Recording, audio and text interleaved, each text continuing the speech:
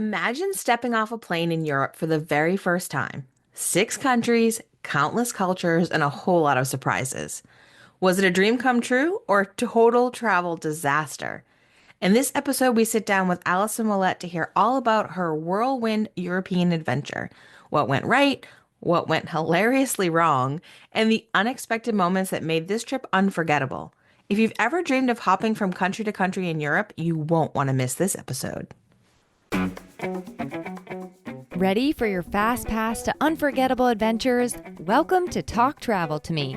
Featuring our Mickey Guru Travel Company expert travel advisors, this podcast will guide you in traveling with more ease, confidence, and a sprinkle of magic.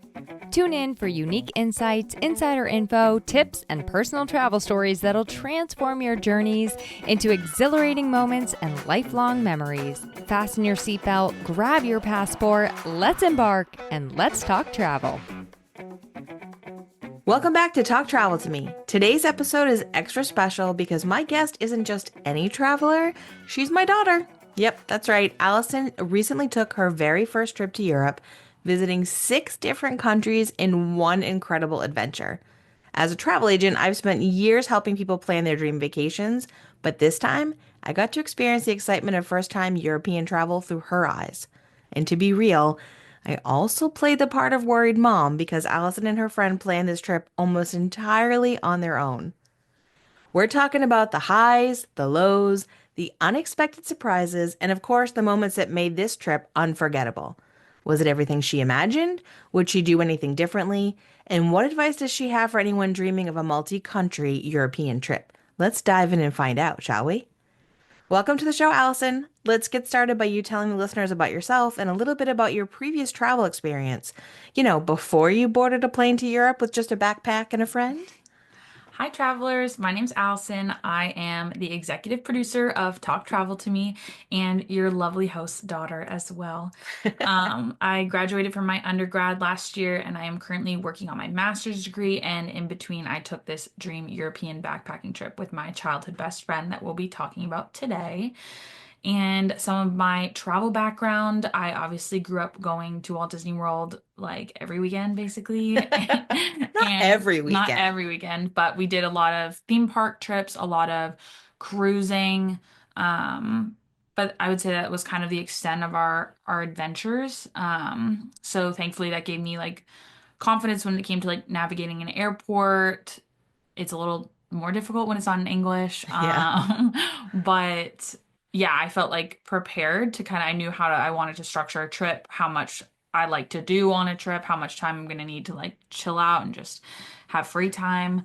But this was kind of, a totally different monster than kind of trips I had done before. So Yeah, and I mean, you had done a trip with friends to Walt Disney World, mhm. and where your parents, like, we weren't with you. Yeah. But other than that, like, your travels had been with us, and me Yeah. being a travel agent, kind of leading the adventure. Certainly getting your input on things, but it was more of like, hey, we're going on this cruise, or hey, we're doing this. We're gonna mix it up and go to California and go to Disneyland instead. Whoa, crazy. Right? And I think maybe like the most out there one that we had done was the Alaskan cruise when we were in Seattle for a while. That was cool. But that was probably like, I guess, not that those other trips aren't adventurous, but they're more in a structured environment. Yeah. And like exploring the city of Seattle, which we did for a couple days before we boarded our cruise ship. And then we saw things that we'd never seen before in Alaska. Yeah. But that probably was not even, it was kind of a primer, I guess we could say. Yeah, I think Like, it's a primer. give you an idea of like, hey, we were in a city that we've never been to and how you kind of learn about it before you get there and that sort of thing. Yeah.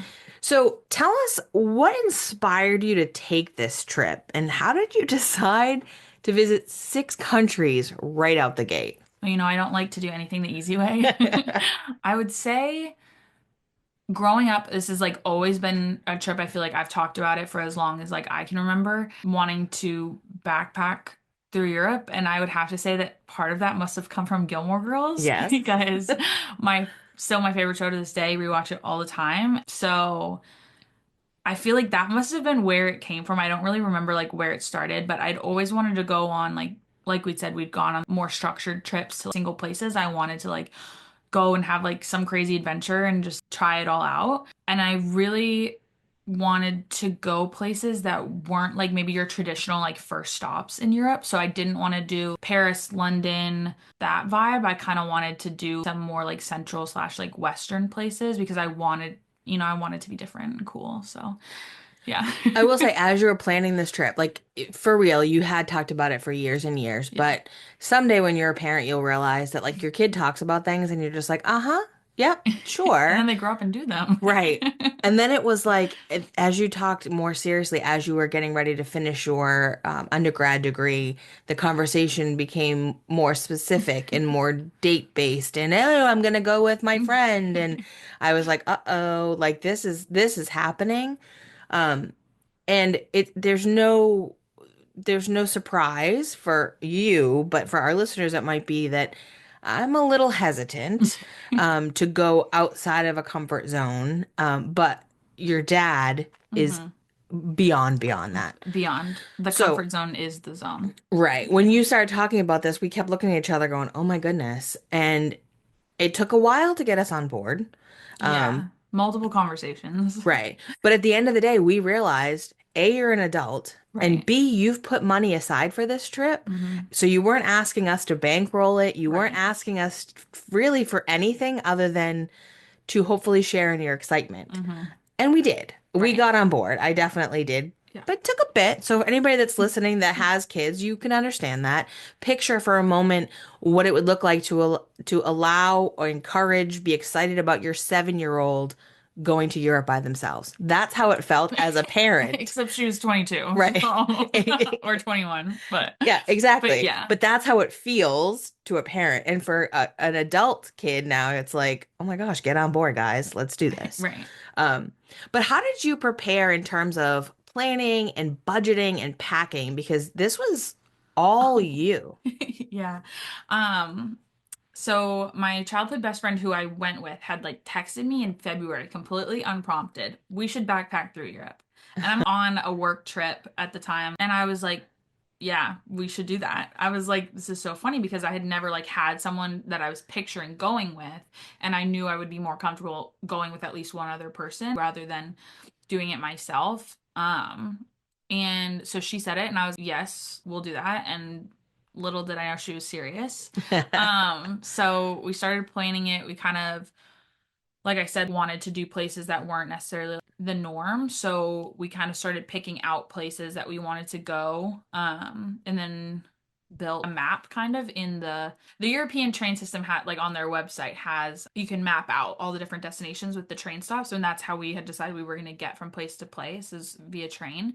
So that's kind of how we started mapping out like okay, where do we want to go? What are the places we can actually like make happen?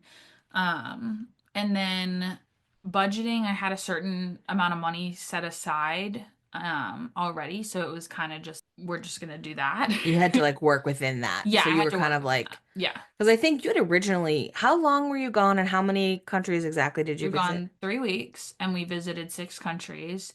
And I think we had originally wanted to do like a whole month. Hmm. But honestly, we ran out of places in the trajectory of the directions that we were going that like we were really interested in visiting on that first trip. So that's how we planned kind of our route, which for the listeners, we flew into Switzerland and then we did Switzerland, Austria, Czech Republic, Slovakia, Hungary, and then we flew to Spain for 2 days before we flew home to Boston.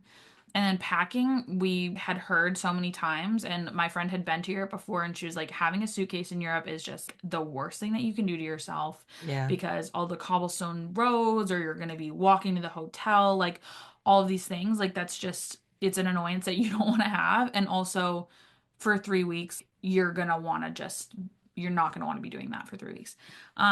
So I had one backpack that I just like could not fit everything in. And I get this from my mom, but we are the worst packers ever. It's like I always overpack, but I never manage to have the things that I actually need. So I was very worried. I had like the list printed out and I was like, okay, what are the things that I need? But I had like just way too much stuff and my backpack ended up just being too small. So the Mhm. day before we were supposed to leave, I was like, Dad, I have to go find something else because this is not going to work. So we went to REI and found one that worked, came home, like repacked everything, I was able to fit some like extra stuff in there, which was nice. And the bag that I got had like a little like day bag too, which I don't honestly didn't end up using, but it was nice because you kind of had like two places to put stuff. Hmm. And my biggest issue, I would say, when it came to packing was in my head, I was like, okay, I don't need to bring everything because I can do laundry.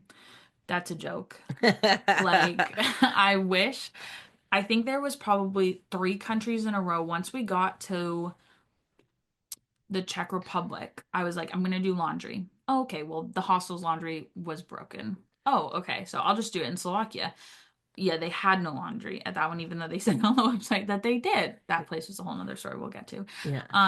And then I'm like, oh my God, like I'm like washing clothes in the sink, like hanging them out to dry because I'm like, I can't do this anymore. I need like clean clothes. Is like all I wanted.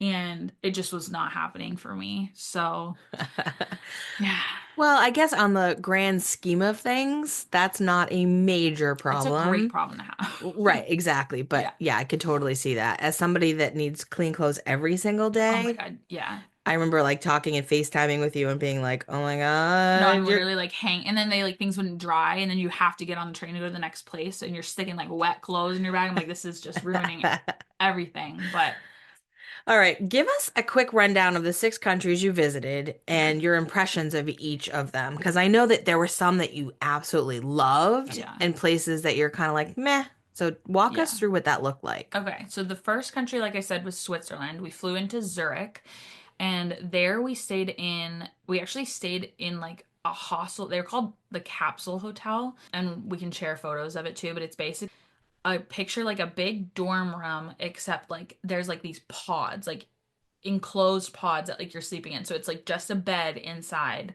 And this is our first place is actually at the airport, which we spent way too much time at the Zurich airport. It's like great airport, highly recommend. Super fun, lots of stuff going on inside there. Great food. So we were staying like right there and you get there, you like chain your bag up and like lock it to the thing because there's like you could put it in the pod when you were like leaving for the day, but at night there's like no space to put anything. So you're chaining your bag up to the bottom of the bed with like a lock and just hoping that no one's like taking your stuff. Yeah, Um, that's part of the whole thing that freaked me out. But because you're yeah. in like a shared space, Yeah. it's not like it's just you and your friend in a hotel room. Right. Some of these places were like that, which is, Yes. yeah. Yeah, so we only had two places that were kind of like communal and they were both in Switzerland. So after Zurich, we went to Interlaken. And that was the one hostel that we had like a dorm room. So it was like it was bunk beds. There was I think three bunk beds, so there were six people in the room. And this one you didn't have to chain your bag up to the bed, but there was like these crates underneath the bed that you would lock. So you would like put all your stuff in there. Um and honestly, like I didn't really mind it that much. It was like it was clean. It was like a cute place. Definitely if you're kind of more of like an outgoing person, I think it would be really fun to stay in a place like that. I'm not. I'm like, no. So it was a little awkward, but we definitely made it work and it was fine. And honestly, like the only time we would be in the room was to sleep. So Yeah. that was fine. But the rest of the places we had private rooms, which was the difference of paying like $300-400 a night at a hotel and having a private room at a hostel for like $50 a person. And that was just like some places we had a shared bathroom, some places we had like a private ensuite, but it was just like for a budget trip, like there was no question about like the value there, and I would highly recommend it.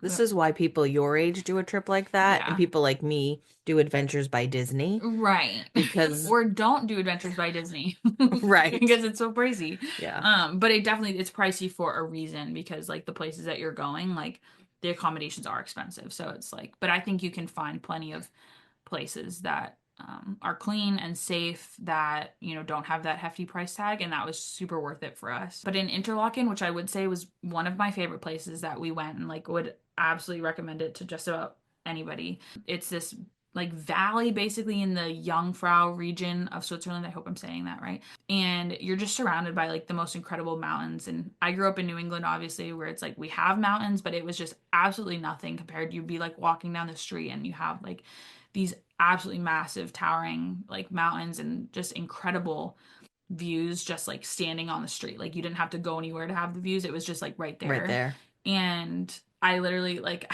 I've told everyone since then that I had this like overwhelming like need to just like I wanted to paint the place. Like it was so gorgeous. None of the photos that you would take would even like somehow, my artistic like creativity was just really coming out. So I got to go back and do that at some point. Yeah. But I would say the craziest thing that we did there was we went paragliding, which is a huge thing in Interlaken. You see there's just like all times of day there's like people like with parachutes like in the sky. Just because I don't know. So we decided that we wanted to do that. This was like my one thing. My friend's one thing is she wanted to do a Sound of Music tour in Austria, and I wanted to go paragliding in Switzerland in the Yeah. Alps.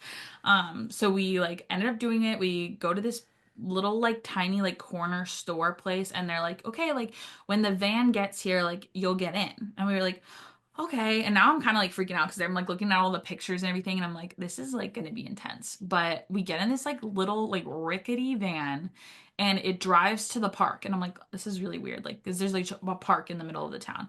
And I'm like, this is odd. Like, why are we at the park? Oh, well, they whip the doors open, and all of the guys with their parachutes who have just jumped off the mountain Oh. are like packing all their stuff back up and getting back in the van. And we're driving them to the top. Like, these are the people that are going to like throw us off the mountain with them.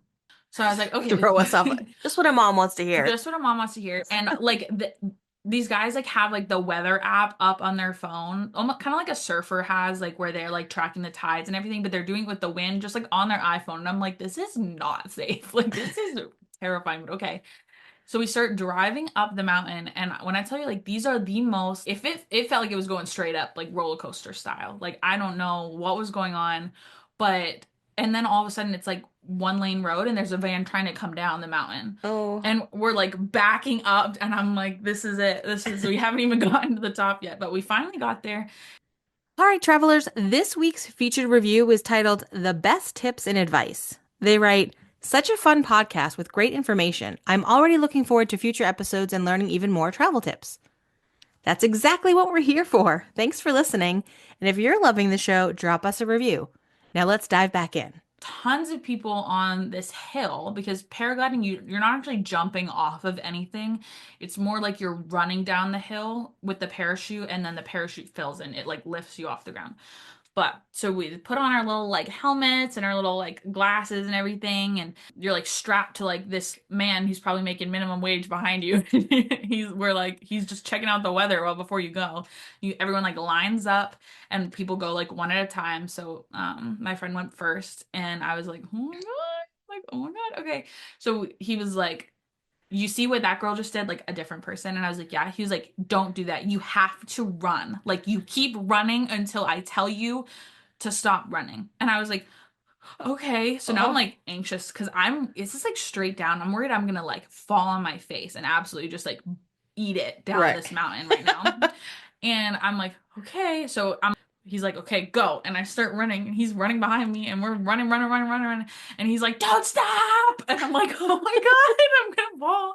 And then we're in the air, and it was just like incredible. And they're like taking like GoPro pictures and everything. And then I was like, oh my God, I'm up here. How am I gonna land? Like, what is gonna happen? Like, so Had you not thought of the landing at no, all? they didn't say anything about the landing. So so we're like swooping around a little bit, and I'm like holding on for dear life, but I'm having a great time, but I look like I'm having like a panic attack. So he keeps asking me, he's like, are you okay? Are you okay? And I'm like, no, yeah, like I'm good. I'm just not gonna let go because like I need to hold on for some reason. And we ended up landing, and it was literally, he was like, okay, stand up.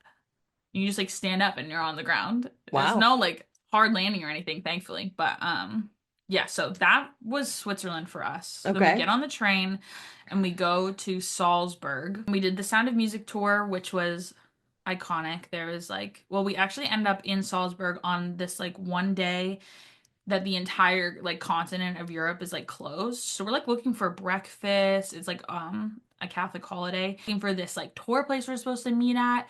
There's just like not everything's closed. And we're like, what is going on? And the little van like pulls up, and we're like, what's happening? And they're like, oh yeah, everything's closed today. And I was like, okay, it's fine. We're not hungry or anything. Anyway, so we jump in this little van with, there were six of us. So there was two other couples that I think were from Georgia. There were these little old people. It was so cute. And our guide, I kid you not, pulls up in lederhosen. And not in like a costume. This is what they wear, which I had no idea. So I was like, this man's like fully in like lederhosen, like for our Sound of Music tour. And it was great. Did a little sing along. Learned a lot about like the history and everything of the area. So that was really good. And then after we ate in Salzburg at the oldest restaurant in Europe. 801 is like when it opened. Incredible food, great vibes. And was this the one that you took from the Adventures by Disney itinerary? Yes, of Yes. course. Yeah. That is one thing that, although I had hands off on this trip, which killed me, I mean, really, but one of the things I had suggested is that even though you're piecing together something, look at the places that Adventures by Disney takes their guests, Yeah. because there's a reason out of all of the things that's where they're going. Yeah. And you said that was incredible. It was incredible. And I think we did that. I think we pulled restaurants twice because we really did it for restaurants. Because there's just so many options. It's hard to know like what's going to be good. And both of the places that we pulled from the itineraries were like absolutely insane. Yeah. The one in Budapest, I think we went to like 3 times. We were there for like 3 days and we went there like every day.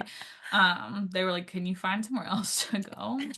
But yeah, Vienna was kind of our first more like city type place. Even though Zurich is considered a city, it's got like no one who lives there. So it's like super tiny and it's very wealthy. Whereas Vienna, I think, was more of what you would picture as like a typical like city. It's definitely not like a US city at all, but at this point, we're still like everyone's really speaking English, like we're not having any problems. Vienna was great, big Billy Joel fan, so had to go there. But I don't think I would really go there again. Okay. I think that was the first place when I was like, okay, like I feel like I've done this. The city was like just not really as much of my vibe. I was still kind of like high off the whole Switzerland, like insane like stuff. Right, you were like, I want to go back to I know. I'm Switzerland. like, we could just like skip the rest of it. But the one thing we did do there was our first hop on, hop off bus tour, which I was like going into this trip was like, oh, I don't want to do the touristy things, like, but you're a tourist. So like get with the program. Like there's nothing I like, this is I'm going to get on my soapbox. Like there is nothing wrong with going somewhere and being a tourist and doing those touristy things because there's a reason they're popular. Sure.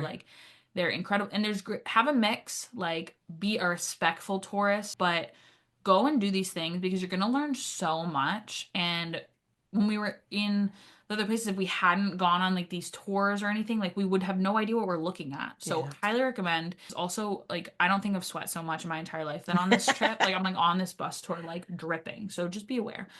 Europe's hot in the summer. Who knew? Right. And there's no air conditioning like there is in the States. Oh my gosh. Yeah. And no ice drinks. It's like all I want is like an iced coffee. And here I am sipping a cappuccino like I've never done in my entire life. And I'm like sweating bullets. This is, guys, get some ice. It's not hard. I don't know what. Like you might be doing some things right, but we have the ice and the air conditioning right. So there's that. And then we head over to Prague in the Czech Republic. And my favorite memory from there was we went to Prague Castle, and this was like the first day we got there. We dropped our bags off and just like walked over there.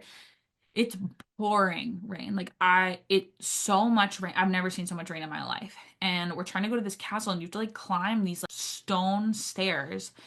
And I'm in flip-flops and a dress and this rain jacket that I thought was a rain jacket but wasn't. It was a windbreaker. So I'm soaking wet. I'm just like have embraced it at this point. Yeah. And there's no people. Like this is one of the most popular tourist destinations I would say like in Europe, and there's no one there except you walk around the corner and they're all just like hiding from the rain. But you can't like other than that, like there's no one there. And I'm like thinking I'm gonna die and like fall backwards down these stairs because my flip-flops, terrible shoe choice. But if I had worn sneakers, my sneakers would have been wet for the rest of the trip. So I wasn't gonna do that to myself either. Yeah. But we get up to the top and like looking around, you can see this castle from everywhere in the city. And we're like, okay, this is like cool. It's cool. Like nothing's really open, because like there's nobody there. And we also weren't gonna pay to like go in.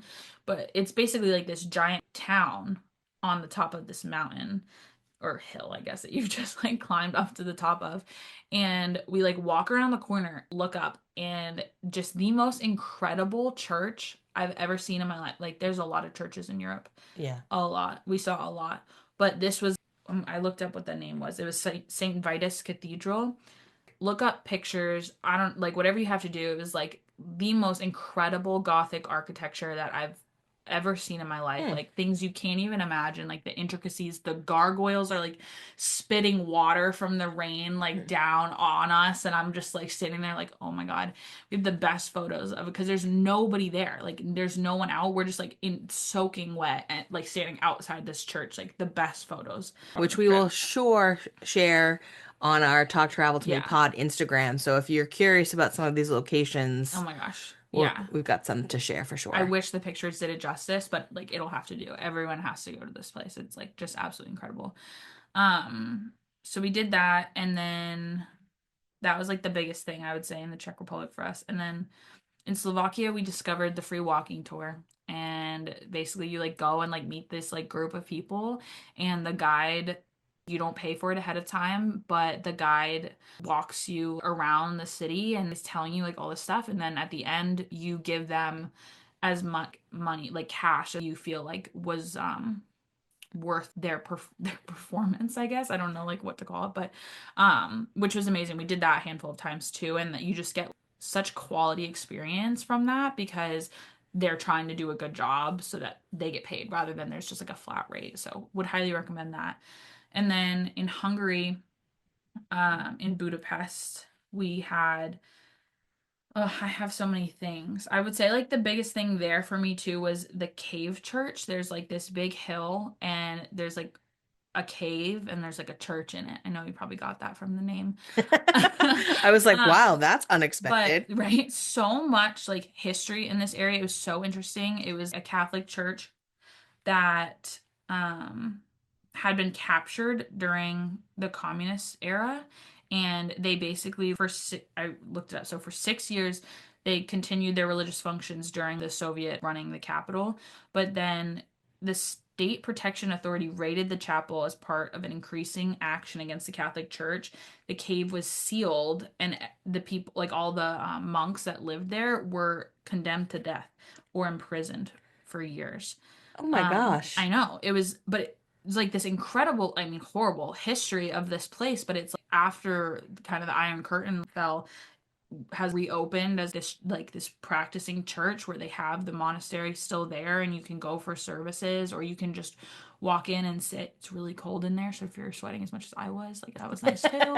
And you can read all about like the history of this place, and it was just incredible because you go from seeing in like one city like this incredible Gothic architecture and then this like basically like secret like hidden cave church. It was fascinating. That's But really interesting. and then we flew to Spain, and all I had to say about that was I was so done at this point. I don't know if I gave Barcelona like the fair shot that it deserved, but wouldn't go back there. And the biggest thing I took away from that was sangria is not wine with fruit in it. Okay. It's like wine with fruit and like six types of liquor. I had one, it was on the floor. I was like, and we did not drink a lot on this trip at all. I'm not a big drinker anyway. But oh my God, like if I had had two, I wouldn't have made it back to the hotel. Like it was, so just be warned. I know, we're not big drinkers like as a family, Right. but I've had sangria. In fact, the Hoop Dee Doo review has like the best sangria, Yeah. but it is truly just wine and fruit, at Mm-hmm. least in the US. Yeah. So when you said that to me, even when we FaceTimed that day or the next day and you told me about that, I was like, what are you Oh my talking God, it about? was so strong. And you can't taste it, which is the hardest part because it's like all like liqueurs like mixed together. Super good, but like have maybe like a sip, like not a whole glass. But Right. Oh my yeah, yeah. goodness. So I know that like you were at all of these different places and you mentioned like Switzerland was definitely one of the highlights. Mhm.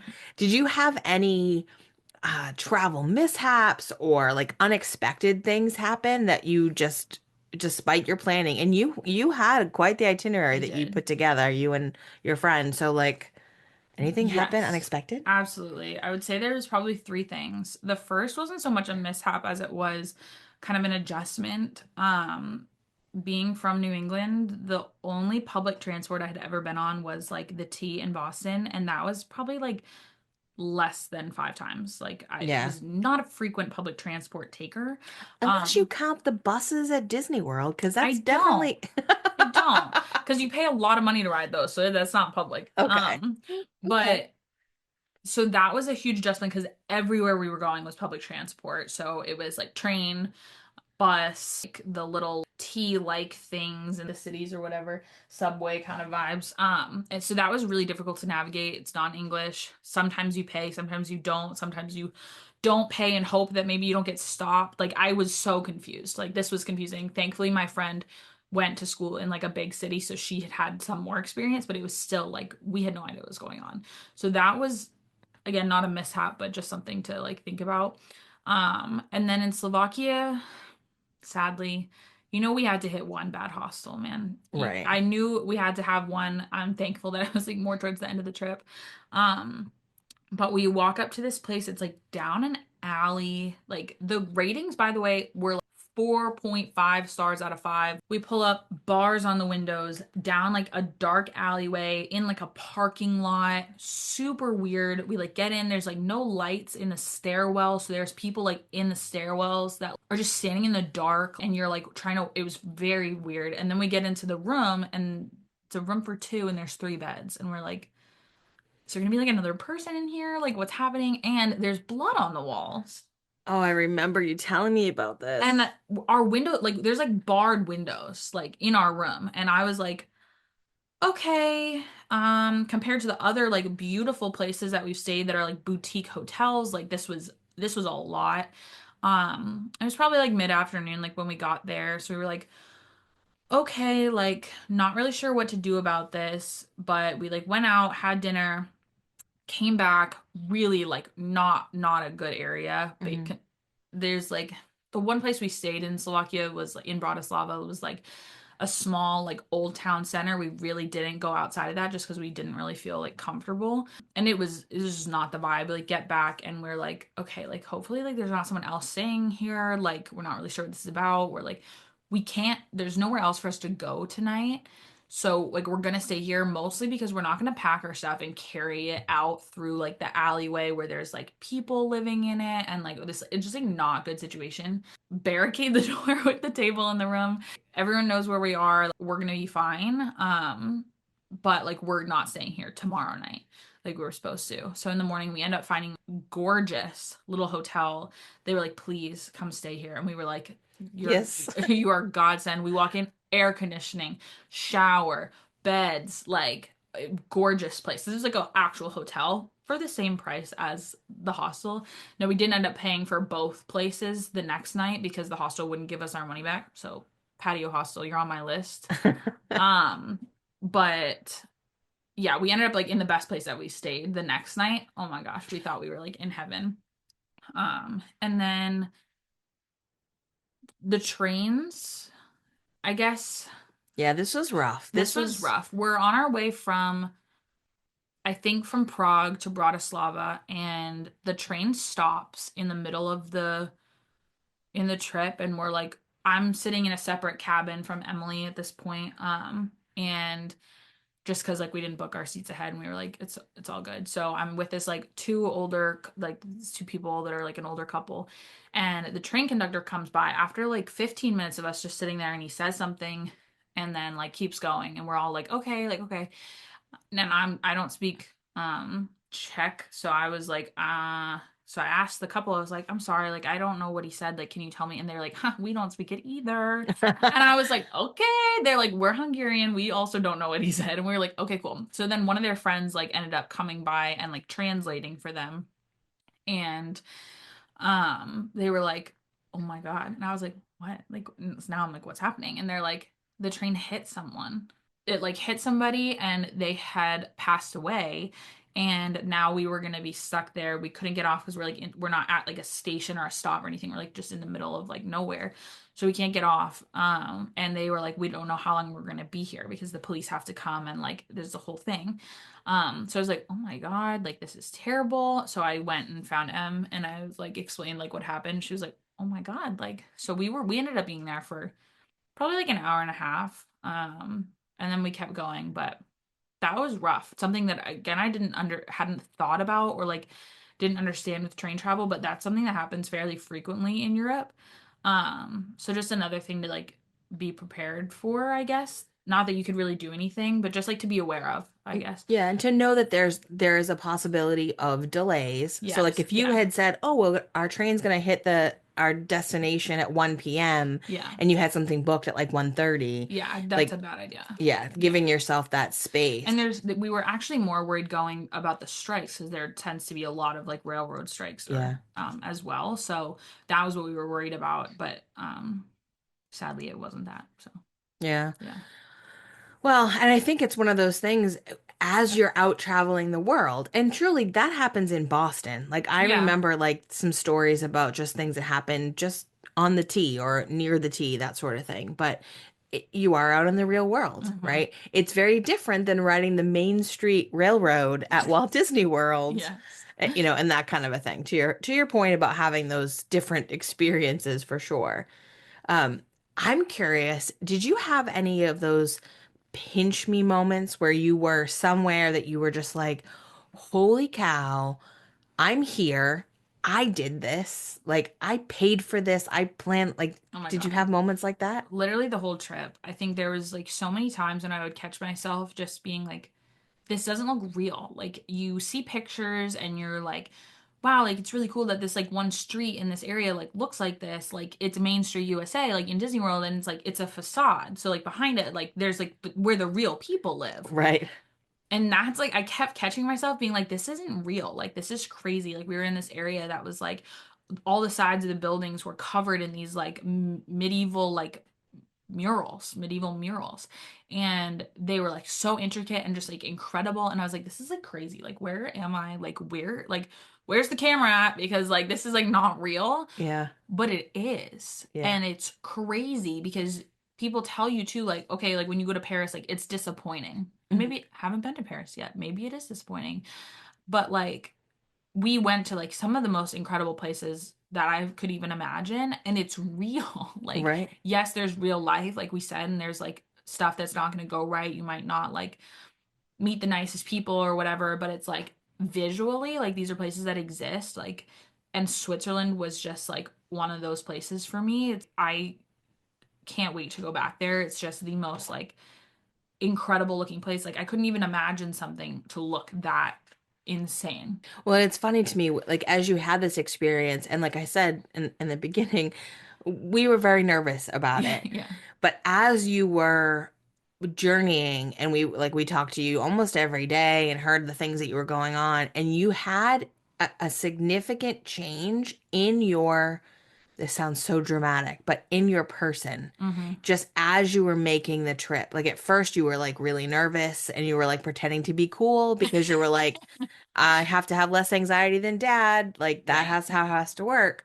Um, but like as you had these experiences, it was like you were gaining confidence and you were Hmm. gaining like you knew you could do it, but you didn't really know you could do it Right. until you were 100%. doing it, right? And Yeah. then you were like, Then you don't have a choice. So, Right. And that was one of the things that you said because I kept looking at your itinerary and going, this is so much. And you were like, yeah. it's not a vacation, mom. Hmm. It's an exploration. Yeah.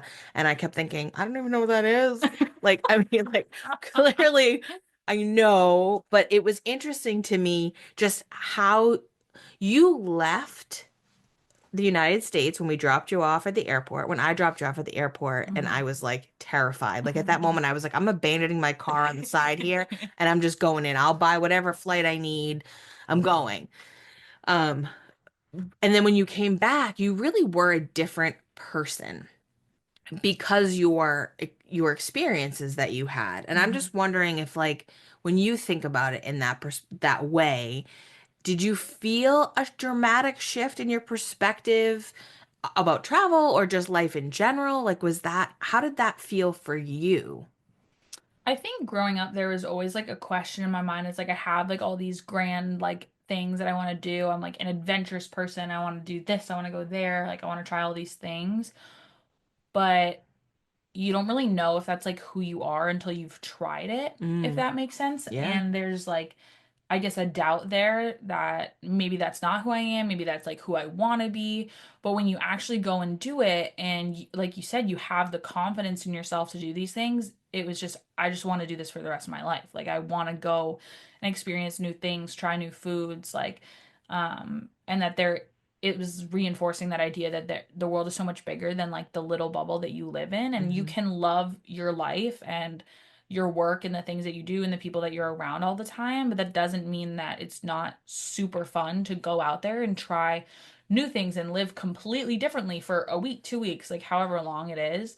And I think it reinforced for me that that is like an important thing that I see kind of like in my future and like in the way that I want to live my life. Yeah.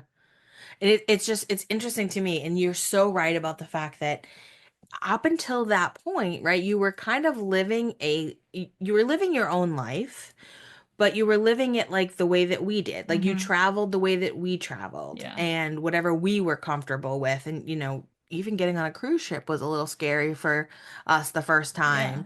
time. And I think that seeing that, but also I think the other piece, and I don't know if you've yet to unpack this part, but the idea that you paid for this, right? Like Oh, you I've unpacked that. Those bills, they came due. they did. But like there's such a level of pride I think that comes from that because you're like, listen, I wanted to do this. Yeah. I did it. I paid for it. I think it's so funny that you say that because it would have meant just as much to me if it was free, probably more, because, or someone else had paid for it. Like, I get what you're saying, but if I had that money, I could pay for me to go somewhere else now, like in addition. Like, so yes, there is that, like, but for me, it was more like the planning and the itinerary building. And like, that was like, I picked these places I wanted to go. I like went to them and they worked out. Not so much that I got to pay for it by myself. Maybe that comes when you're a little older and you can look back Maybe. at that and be like, Yeah. I did this Yes. Yeah. for sure. So before we wrap up, I'm just curious, looking at your next trip, right? Hmm. Because like you said, this has now unlocked a real desire in you to continue to experience new things and that sort of thing. What are some things that you might do differently Hmm. in planning your next adventure? Yeah. I think there's so many different ways to travel, and it would be so easy to be like, I found this one way that I enjoy, and I'm just going to do that for the rest of my life. But Yeah. there's so many different ways to experience things. Um, like a guided tour. That was always something that I like hated the idea, but my travel agent mother obviously was like, this would be a good idea. Like, you get those like walking tour, big bus tour, like facts and stuff all the time, but it's like someone who's there with you. And I had always been like, no, I want to do this by myself. I'm going to plan the whole thing. Like, but having like experts, whether it be a travel agent or like a tour guide or anything like that to help you Hmm. in specific places, I think is so underrated. And that's something that I'm so open to trying now.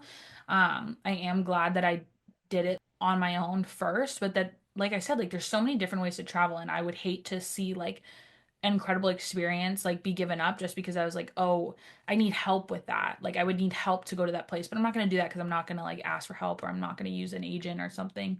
Um, so I think for my next trip, well, our next trip, have you told them yet? I have not shared it on the Okay. podcast yet. I've got the parents to leave the United States, guys. This is a huge deal. And not by Um, Epcot. and not by Epcot, like for real new country. We are going to Iceland in May, which I'm so excited about, but we're doing that totally differently. We're using obviously our travel agents, and like getting help planning it, figuring out like what the best itinerary is going to be for us and what we're looking for in our budget. So that's going to be a totally different one. I really would love to do a group tour to Croatia. That's going to be like my next like personal trip, I think. Just because I want to try new things, and there's places that like I want to go that I wouldn't necessarily, like, not Croatia, but additionally places that I wouldn't necessarily feel comfortable going to by myself or with just me and like a friend, and that like I feel like in certain areas I'm gonna need like more like support. So yeah, I guess that's my kind of perspective. Like, I'm glad I did it on my own first, but I don't want to miss out on those other things just because I'm stuck doing something my way. Yeah. Well, and the interesting thing, and for our listeners to understand, even as a travel agent, an agency owner, I have areas that I specialize in, Yeah. right? So I am locked in on cruising. I'm locked in with theme parks, all-inclusive resorts. But when it came to planning our Iceland trip, I'm leaning on our travel agents that work for us that have expertise there. Mm-hmm. So one travel agent doesn't fit all the needs, Mm-hmm. right? Even I know that. I have some experience. I know some things to look at, so it's helping my conversation with the agents that are helping me. But it's a situation where I think leaning on a professional like that makes sense Right. because you're spending a lot of money, Mm-hmm. right? Like even though we're trying to do Iceland on a budget, it's not cheap. And it's one of the most expensive places to visit. Right. So Right. But hey, that's how we do. right. So I think it's important to understand that, like you said, there are many different ways to experience these kinds of trips. Mm-hmm. And I do think that in some spaces, those group trips are ideal. Yeah. Because like you said, you want more support or you want to travel with like-minded people. Mm-hmm. You want to be social, maybe you want to meet more people your age. I don't Yeah. want to do that, but maybe at some point I will. And maybe some people do, right? Yeah, Like no, that's just interesting. absolutely. All right. Any last minute thoughts for us? I think it's so rewarding to see something, like to have something that you've always wanted to do and to do it, and then to get to find a new dream and a new something that you're looking forward to. So, yes, sometimes it takes years, to get there. But it's always going to be worth it when you're going into it with the right headspace. Yeah, absolutely. And work towards it because the Yeah, time passes either way. absolutely. So have a dream, start putting money away. If all you can do is, $10, $20 a week, you just start there Mm-hmm. and you just move towards that goal, whatever it happens to be for sure. Absolutely. All right. Well, thank you for joining us, Allison. This was really fun. It's so great to be able to kind of process this trip with you Mm. in this way because it was just an incredible experience for you and a growing experience for me as a parent. So it was awesome to kind of go through this. Thank you for listening. If you have any questions for Allison about this trip, you can share those questions either by texting the show, and that information is in the show notes, or you can post your questions right to Instagram on Talk Travel to Me Pod. And I know she will be very excited to answer those for you and talk more about some of these experiences. So thank you so much and see you real soon. Thanks for listening to Talk Travel to Me. We hope this episode cracked open inspiration for the treasures that await you at your next dream destination. If you love the show, please review, subscribe, and share it with a friend. At Mickey Guru Travel Company, we're your trusted guides for theme parks, cruises, resorts, and more. Visit our website at mickey guru.com to learn more and book your vacation today.